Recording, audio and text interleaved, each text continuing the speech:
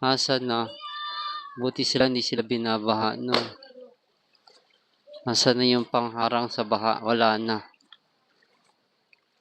Ayan na. Wala pa namang bagyo. Wala rin namang todong ulan. Pero ayan na, oh.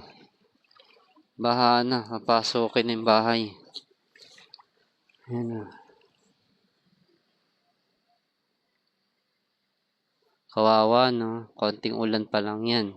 Paano pa pag tuloy-tuloy yung ulan, guys? Hindi na kami matutulog. Sa Laguna po ito. Ayan. Hindi ko na sasabihin eksakto kasi baka syempre for safety din. Sa Laguna po ako.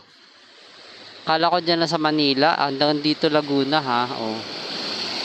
Asan na? May flood control ba dito? Hindi ko alam dito sa lugar namin kung may ganyan. Basta pinapakita ko lang sa inyo na totoo siya guys.